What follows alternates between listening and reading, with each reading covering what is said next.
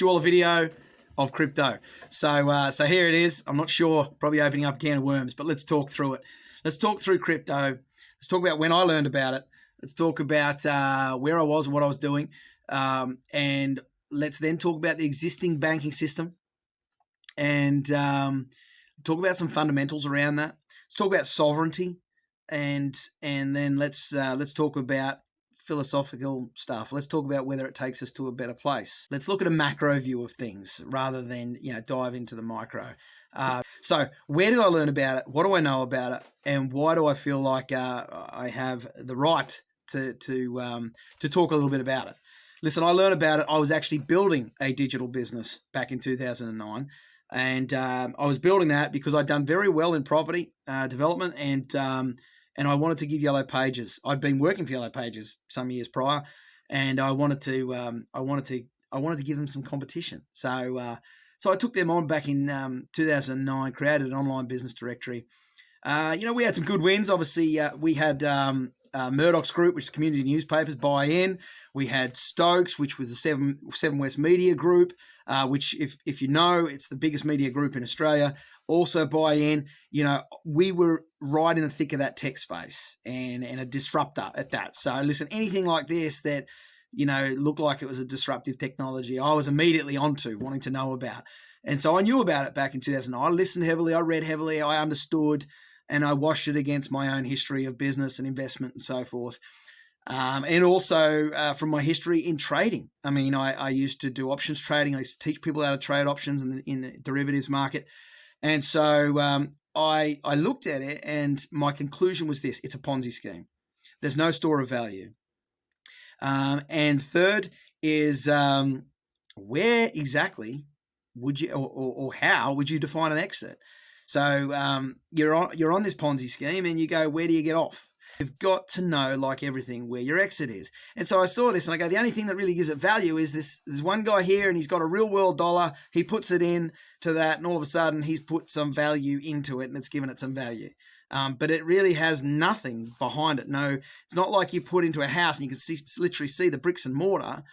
If you put in $500,000 into a house today, and the market tanks, and that house is worth $1 or worth nothing, you've still got a house, right? So it still has intrinsic value, a store of value. If you do the same in crypto, and then crypto disappears tomorrow, that money disappears tomorrow, what are you going to go and get? What's there? Nothing. It's just vaporware, right? So let's talk through that, and let's talk through my fundamental thoughts before we dive into some other stuff. So fundamentally, what do I see it as? I see the same grubby hands that are on our present day fiat, fake world currency on this, wanting to take it digital. Why do they want to take it digital, and why would that make such a big difference to me? The reason is that we remove one physical component which still is attached very much so to my sovereignty, and that is cash. Now, although most of my transactions, like yours, are done digitally, okay, it still gives me the option to go and pull out real world dollars, cash, and use it in the event. Like if someone said to me tomorrow, I don't like your views on vaccines or on this or on that, right? So we're effectively putting you on hold. We're putting you until you fall into line and become like the rest of us with our groupthink. In a cash world, I would go and do a run on the bank. I would pull cash out and go, whatever, and I'd be spending it as I would otherwise, right? I'd be spending my cash that I've earned like I should be able to. And so it is attached to my sovereignty. In a digital age where we've gone down the digital currency route, that's not going to be the case. Oh, but it's decentralized. It won't be decentralized, right? Right now we're seeing a precursor to that. There'll be a Fed coin of sorts, and the lawmakers will make it illegal to trade any other currencies except the ones they tell you you can use. That's what will happen. And when that does happen, you better start thinking and chanting and talking and looking exactly like we want you to.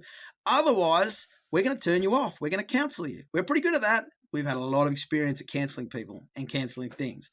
So, do I think right now we have a perfect banking system? Absolutely not. It's terrible. I mean, the Nixon government did away with the gold standard many years ago. I think fractional reserve banking is a farce. Just to dive into that quickly, and I don't want to dive into each of these. I could probably do a entirely separate video on this, but fractional reserve banking. you've got banks who knew they would never end up with all of the depositors coming in to get their money out. So they had gone, you'd put your coins in, they'd given you a promissory note or something, they became a means of exchange. No one is ever coming in to take all their money out at once. That's just not going to happen. Therein lies the birth of fractional reserve banking, when a bank will issue more notes than what they hold in reserve. Okay, and but they always held something in reserve, and then eventually they hold nothing.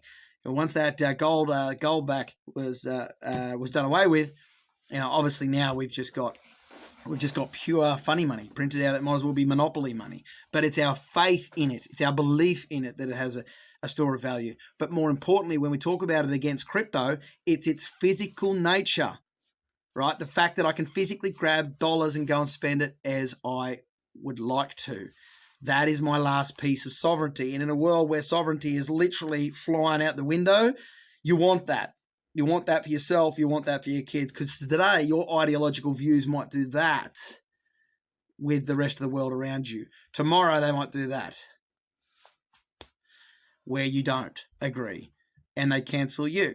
So that is my, if I want to pontificate a little bit, that is my macro view. And that is why I have a problem supporting digital currencies, because I see where they're going. So does it take us to a better place? No, I don't believe so. Is it literally a way to vacuum up and sort of thwart inflation? Well, of course. I mean, look at it. 80% of the US dollars in existence today were literally printed in the last 22 months. Think about that for a second. Trillions of dollars printed within the last, let's say, 2 years. It's extraordinary if you think about that, given how long the US dollar has been around. 80%. Where does all that money go? Now, it rushes to different things, right? It's used for trade and whatever, but often it'll rush to asset classes. Property, being the biggest asset class there is, has benefited greatly from this. And some would argue that's why we have a bubble. That's why we have overinflated property values. I've done very well from that. You've likely done very well from that if you own property as well. Have you taken profits? Have you realized that? A little bit like crypto, have you taken money out of it? You know that, that's good. That's good. That's a good deal. I'm going to take money out of that now, and I'm going to get rid of debt, because ultimately that's where they've got their hooks into you. If you have, I applaud you. If you haven't, start thinking about it, because I do think we'll see a correction. We are already. Let's face it. So back to crypto though. Where is your exit? And this is the funny thing about crypto, is no one knows how to define one. Why? Because the only thing you've got to go on is the small amount of history that's there on whether you decide that Bitcoin is overvalued or undervalued. And for the most part, it is just purely speculative. Ride it, and then one guy will come out on the screen and go, this thing could go to $80,000. Next guy will come out, this could go to $1 million. Which number are you hearing? You're hearing the million. I hold Bitcoin, and I bought it at 35,000. I'm hearing $1 million. This could go to $1 million. So where does your exit happen? If the guy said it could go to 100 grand, your exit could have been that you're going to get out at 65. But then this guy said it could go to $1 million. All of a sudden you're thinking to yourself, well, maybe I won't pull out till it's at 700K. That's the problem. You don't know where to exit. That's why I don't see many crypto people driving around in Lamborghinis, because they're still in on it, riding it to who knows where. Okay, so this is the point, is you are literally building the gallows, I believe, for the rest of us by investing in digital currencies. And the only reason it's going up is because of the hype around it. People are putting money in it, and subsequently the things are going up in value, right? And many of you don't know where to exit. And that's a problem on purely just an investment standpoint, not some of the other fundamental thoughts I have on digital currencies. I mean, if you agree with me on those, then I would encourage you, well, steer clear of them. Look for other asset classes. Put your money into stuff that's physical, like gold and property and all the rest of it. Don't go chasing fictitious, fake currencies and Ponzi schemes. And but if you do have money in it right now, let's talk about that, because should you take it out after what's happened in the last 48 hours? Listen, if I was in your position, I would say no. Don't withdraw your money, because what you're doing is you're withdrawing it at the bottom. You're already there. Now is a good chance to just breathe, regroup, and think about, what do I do next? Because the property, the crypto will bounce back. Eventually, they'll steal it all from you, right? But it will come back. There's probably a good 75% plus chance of that. Now, though, when it comes back, you're going to have an exit. You're going to know, I bought this at 35, I'm selling it at 45. I'm taking profits. And even if I'm leaving a little bit in, I'm leaving 10% of what I have in, 20% of what I have in. Have some rules and stick to them. Let other people know about them. Yeah, your husband, your wife, other people. The more people who know, the more likely you are to be accountable to your investment decision. Obviously, make sure they're people you know and trust. They don't, everyone knowing your financial situation. But once you're out of it, put it in real tangible assets. Property, gold, shares. Hell, you might just buy. It could even be. It could be stuff that otherwise depreciate. You've probably got a better chance putting it in cars and boats and whatever else, having a bit of fun. At least it's got some store of value, which is more than what crypto has. Market tanks. Someone's still going to buy your Malibu ski boat, for half of what it's worth. That's a bargain to someone, right? But if crypto tanks, what have you got to sell? If it's gone, it's gone. That's it. So I don't like it as an investment class. I don't like it fundamentally from a digital point of view as a means of exchange, a currency, because I see where that goes in the future. And I don't like it from even to speculate on. I don't like it. I know that it's probably likely to develop further and further and get stronger and stronger because of the fact that we just have such a fake world and people believe in fakeness. But I would encourage you, even if it's just you, to say, I need to get myself, if I've spent all my years earning all this money that I've earned and I'm going to put it into a fake asset class like this, I would encourage you, spend more time on how you allocate your wealth. Spend more time on that. Because you've worked so hard to get it, right? Last thing you want is them stealing it back from you. Don't forget, if the same people are behind this, that are behind the present day banking system, then they've got one job. They've got one job, and that is to rob you of everything. They've lent money to you, they've charged you to have it, they've printed it out of thin air, and then they've given you this other fake asset. So it's come out of fake, and it's going into fake.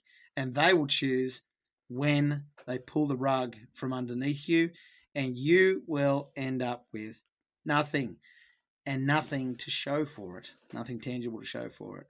So I'm no fan, clearly, and I hope that you've got something from this and can make wise financial decisions moving forward about what you do, particularly if you are in it, and what you do from here. Time to define some very, very clear exits. All right, all the best, guys. Look forward to seeing your comments. Cheers.